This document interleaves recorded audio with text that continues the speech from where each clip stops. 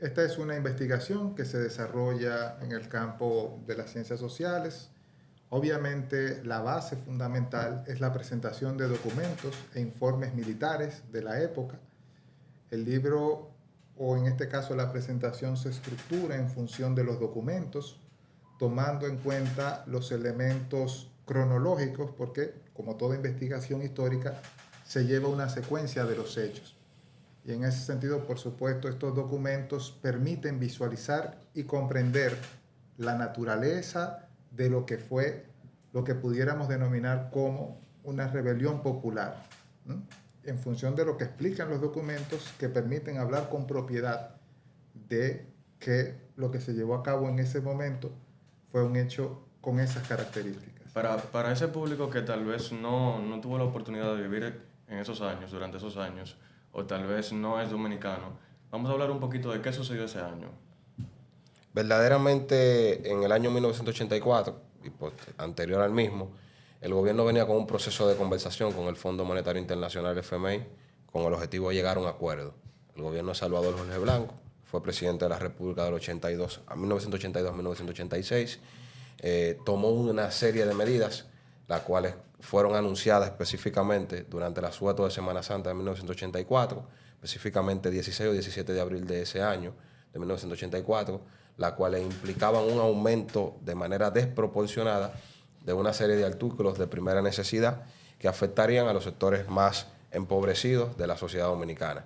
Se da ese anuncio a raíz de lo que tiene que ver con ese acuerdo con el Fondo Monetario Internacional, y a la llegada del asueto de Semana Santa de la mayoría de los dominicanos, el 23 de abril, inician un sinnúmero de protestas en los sectores populares, específicamente iniciando en el barrio Capotillo, que había convocado puntualmente una protesta en contra de esas medidas. Lo que da como resultado que toda la mayoría de los lugares de la capital, específicamente los lugares populares, de los barrios populares de la zona norte y otros lugares en el interior del país, salieran a protestar. Una respuesta del gobierno de lanzar a los efectivos policiales y militares a las calles, y dio como resultado una gran cantidad de víctimas, ya sea de torturados, apresados, asesinados y heridos de manera puntual.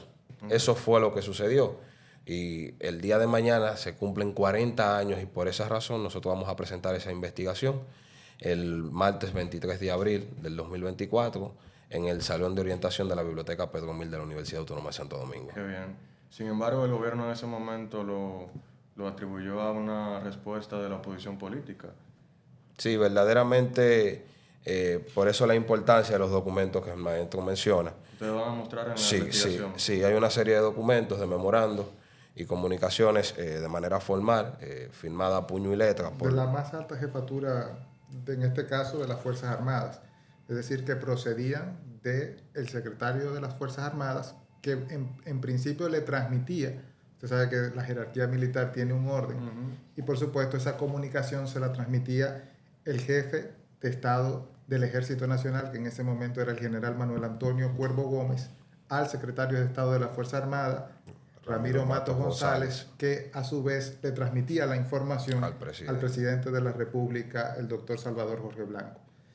En esa documentación se evidencia, ¿no?, con mucha propiedad y con mucha claridad, un poco lo que fueron los incidentes que se iban produciendo. Es decir, uno va llevando detalle por detalle las acciones que se iban produciendo en los diferentes puntos del país. Es interesante poder visualizar la trayectoria, es decir, dónde empieza precisamente el fenómeno como tal de protesta, cómo se va expandiendo hacia los diferentes puntos del interior, cuáles eran las acciones que los manifestantes, y sobre todo, David precisamente lo puede destacar, ¿no?, las causas sobre las cuales los manifestantes, pues evidentemente, tomaron para poder desarrollar sus jornadas de lucha. Todo partiendo de las investigaciones que ustedes realizaron. Sí, todo partiendo en este caso de manera concreta de los documentos e informes militares que el Estado Dominicano produjo para la ocasión. Estos documentos no son una producción de nadie en particular, es el mismo Estado Dominicano en ese momento,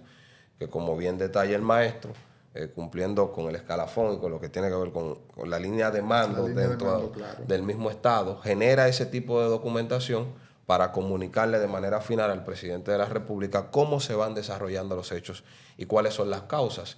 Y en uno de esos memorándum, que es un memorándum sumamente importante para desmontar el discurso que se generó y el anecdotismo en cuanto a lo que tiene que ver sobre las causas que generaron las protestas en ese momento, es un memorándum en el que el jefe de las Fuerzas Armadas en ese momento, Ramiro Matos González, le comunica al presidente de la República en fecha 23 de abril del 1984 que se han iniciado un sinnúmero de protestas en barrios populares que menciona Capotillo, Simón Bolívar, Gualey y otros más, y señala puntualmente que las razones de la protesta son el alto costo de la vida y la firma con el Fondo Monetario Internacional.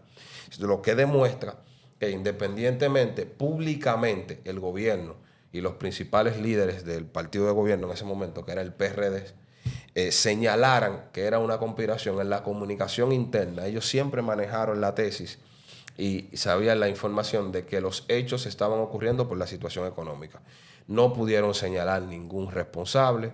De los apresados de los documentos que nosotros tenemos listados oficiales de apresados en esos lugares populares. Por ejemplo, el destacamento de Villas Agrícolas se menciona, el destacamento del Luperón. Mejoramiento social, donde se señala que la cantidad de presos, y solamente señalan en uno de esos documentos 5 sometidos, y ninguno son por conspiración, sino por realizar actividades que las realizaron miles y miles de dominicanos durante esos días, que era incendiar neumáticos, que era lanzar piedras y otro tipo de actividades que fueron la común como señal de descontento por la política económica en ese momento. Y durante ese proceso de recopilación de datos y documentos, ¿ustedes tuvieron la oportunidad de conversar con algún manifestante de la época? Sí, verdaderamente. Del barrio Capotillo, donde inició todo, hay un sinnúmero de personas que fueron actores de primera línea en lo que tiene que ver con la actividad inicial, y los medios de la época los recogen. Uno de los titulares que esta mañana conversábamos dice: todo empezó en Capotillo. Y personas como Juan Aquino, que son personas que todavía están con vida, Aristide Arroyo, un compañero llamado Pujars, lo que tiene que ver con compañero Luis Durán, que conversamos en la época, que lamentablemente falleció, señalan cómo sucedieron los hechos. Se da la situación en la Semana Santa. Ellos convocan una asamblea el domingo, convocan a una jornada de movilización por 12 horas en el barrio Capotillo. No fue nada coordinado, no fue nada que estuviese algún tipo de coordinación externa, sino que, y ellos mañana estarán presentes en la actividad, y tenemos pendiente, tenemos planificado que ellos den algunos de sus testimonios sobre cómo ocurrieron los hechos y la situación, principalmente en Capotillo, que fue donde inició el proceso de movilizaciones. Y fue también el sector que tuvo más heridos, tal como lo documenta la policía y en este caso el ejército en su informe, en donde se registraron los muertos y los heridos por las protestas. En el balance de víctimas, en ese sentido, pues se estableció que 182 personas resultaron heridas, de las cuales 11 procedían del barrio Capotillo, y 47 muertos, 20 en el interior y 27 en la ciudad capital. Obviamente, esas cifras son las cifras oficiales que ellos reconocieron. Por supuesto, que están bien identificados con sus nombres y en el caso de los heridos, pues con sus lugares respectivos de residencia. Es bueno ver, por ejemplo, en este aspecto de los documentos, lo que le decía con relación al carácter de rebelión popular, porque realmente se puede apreciar que realmente hubo de parte de la población un sentido crítico en relación a lo que la gestión gubernamental iba desarrollando. Y por eso los blancos de ataque eran los sitios o las sedes de instituciones estatales, véase INESPRE, la Guagua de Onatrate, el Instituto Dominicano de Seguro Social, esta feta, por ejemplo, del Banco Agrícola, del Ministerio de Agricultura, el Palacio de Justicia en el caso de San Francisco de Macorís. Y eso permite entender, es decir, eso desmonta una versión que se hizo correr para desprestigiar en todo caso la jornada de protesta de que fueron simple y llanamente saqueos. Había una actitud política bien determinada, se atacaron locales del partido de gobierno, en ese momento era el Partido Revolucionario Dominicano, y por supuesto eso respondía a ese sentimiento de frustración que tenía la población y que por supuesto se agravó con el alza, como decía David, desmedida de los precios en los productos básicos, que por supuesto resultaron aumentados por la disposición del fondo a eliminar los subsidios que el gobierno aportaba a esos artículos. Quiere decir que realmente las políticas del Fondo Monetario tuvieron un efecto desastroso para los sectores sociales más desfavorecidos, los cuales reaccionaron y que por supuesto el gobierno estaba consciente de que eso se iba a producir. Están también, como decía David, los documentos sobre los apresados, la lista de apresados que el ejército pues tuvo en ese momento. Están las comunicaciones con diferentes entidades, ¿no?, al Poder Ejecutivo, de manera directa al presidente de la República y desde diferentes instancias, es decir, desde diferentes embajadas, en donde le daban cuenta de cómo había trascendido el fenómeno de la protesta en distintos medios de comunicación a nivel internacional.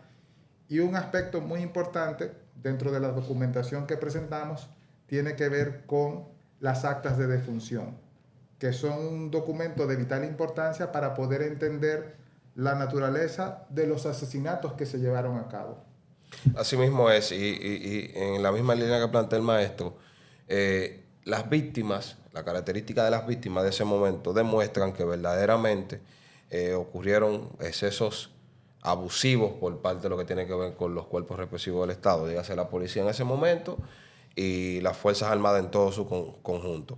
Y Jesucita Sosa, porque la víctima tiene nombre, y durante la historia lamentablemente no se ha puntualizado, una joven de 23 años de edad, con su esposo, 3 meses de embarazo, fue fusilada frente a su hogar. Su esposo lo detalla en uno de los informes, de lo que tiene que ver la publicación de la prensa de en ese momento. Rudy, un joven del ensanche Espaillat, que fue sacado de su casa y fue asesinado por las fuerzas especiales en ese momento, las Fuerzas Armadas. ¿Y por qué es importante lo que tienen que ver, lo que aportan la información de las actas de defunción? Porque evidencian y muestran dónde fueron realizados los disparos. Una cosa es que tú, con el objetivo de repeler o tratar de dispersar una protesta que había en ese momento, realiza algún tipo de disparo y de manera accidental tú provoques la muerte de uno de los participantes en esos eventos. Pero otra cosa es que una gran cantidad de las víctimas tenga disparos en la zona del tórax y en la cabeza, lo que te indica que había una intención clara de generar ese tipo de víctimas, de generar ese tipo de resultados. Y lo que tiene que ver con los detalles de cómo se presentaron las situaciones en ese momento. El caso de Rudy Agramonte, que tiene un disparo que evidentemente, como las imágenes nos los muestran, fue provocado con el joven acostado en el piso a boca abajo, porque el disparo es la parte entre el cuello y la espalda y vino en una posición de arriba hacia abajo. Eso es lo que te demuestra que verdaderamente, más allá de detener la protesta, que se generaban con razones obvias y que ellos sabían, hubo una intención también de bañar y de dar ese tipo de resultado al final de la jornada. Exacto. Lo importante es que, por ejemplo, esas informaciones oficiales se contrastan con pues, lo que en la época se argumentó, se señaló, se recabó en materia de información. Es decir, por ejemplo, la cantidad de víctimas, que como señalamos fueron 47 según el ejército, pues fueron desmentidas en su momento de manera responsable por la prensa, quien pudo evidenciar las incongruencias, ¿no?, y sobre todo documentar otros casos de fallecidos que por supuesto se reportaron. También está el caso de las fosas, ¿no?, comunes que ¿Cómo fosas comunes? Sí, verdaderamente en ese momento, como dice el maestro, se desarrolló porque la prensa jugó un papel sumamente importante el primer día de los acontecimientos. Desde el primer momento. Estuvo reportando todas las incidencias y dando cuenta de las cosas que iban pasando tanto en la capital como en el interior. Se cerraron medios de comunicación del momento, emisoras televisivas, emisoras y pues, canales de televisión. Y por lo tanto se generó se logró que los medios de comunicación no tuvieran acceso a las morgues y tener que los médicos le dieran reportes sobre las víctimas. Y los documentos de la época, y principalmente los periódicos, detallan cómo familiares se quejaban y reclamaban al gobierno la entrega de los cadáveres de sus familiares, los cuales al momento de ir a reclamar a los hospitales donde habían sido ingresados luego de ser heridos de manera mortal, les señalaban y le decían que sus familiares fueron enterrados en lugares, un ejemplo como el cementerio de Cristo Rey, en fosas comunes, sin identificar y sin darle parte a los familiares. ¿Cuál era el motivo de eso? ¿No hay documentación sobre eso? El motivo principalmente era que la gente borrar los rastros y obviamente las víctimas. No tuviese un conocimiento real sobre la cantidad de víctimas, porque cuando tú en 3 días de movilizaciones, tú planteas que hay 47 víctimas de manera oficial, tú reconoces como Estado, tú tienes la necesidad, ellos, bajo su dinámica, de evitar que la gente siga teniendo conocimiento sobre la respuesta desproporcionada que ellos dieron. Y por eso esconden víctimas, por eso ese proceso no queda muy claro en la historia. Y los gobiernos que pasaron luego de lo que tiene que ver con ese hecho, tampoco hicieron el más mínimo esfuerzo con el objetivo de que ese proceso histórico quede claro sobre lo que tiene que ver con las víctimas y la situación que se generó. Y qué bueno que tú mencionas eso. Una gran pregunta sería, ¿cuál es el objetivo de ustedes con esta investigación? ¿Qué buscan con esta investigación? Bueno, lo primero es esclarecer, aportarle luz a la sociedad dominicana en torno a lo que sucedió y luego aportarle un sentido a las acciones que tuvieron lugar en ese momento en la historia del país. Nosotros, por ejemplo, tratamos en un capítulo posterior que es más de análisis y reflexión, es decir, después de haber presentado los documentos, intentamos explicar de dónde procedía esa violencia y cómo se relaciona con hechos sangrientos que se vivieron en la sociedad dominicana en épocas anteriores, pero cuyos principales protagonistas eran precisamente los que encabezaban el ejército y las Fuerzas Armadas en ese momento, además de la Policía Nacional. Qué bien. ¿Y esa investigación cómo se va a presentar? ¿En un libro? En un libro, exactamente. Ese libro es muy importante porque con ese libro se va a iniciar la colección editorial Ciencias Económicas y Sociales de la Facultad de Ciencias Económicas y Sociales de la Universidad Autónoma. Ese libro se adentra dentro de una serie que se denomina Patria, en la cual obviamente se van a trabajar temas de carácter histórico, pero por supuesto esa colección va a desarrollar otro tipo de series más relacionadas con el quehacer científico que la universidad de algún modo u otro contribuye a partir de su trabajo. ¿Y cuándo será publicado ese libro? Ese libro nosotros tenemos previsto publicarlo el próximo mes.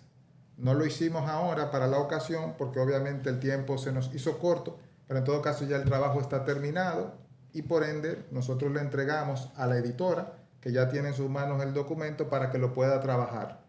Como decía, simple y llanamente el tema de la diagramación se tomaba un poco más de tiempo porque obviamente son muchas imágenes las que estamos aportando, pero el texto ya está terminado. Imágenes de la época. No, sí, los documentos. Los documentos. Esencialmente, los documentos e informes militares y por supuesto la comunicación que recibió el presidente y las actas de defunción que pudimos recabar para poder, en este caso de manera muy particular, establecer verdades relacionadas con los hechos que tuvieron lugar en esa fecha. Yo quisiera puntualizar algo.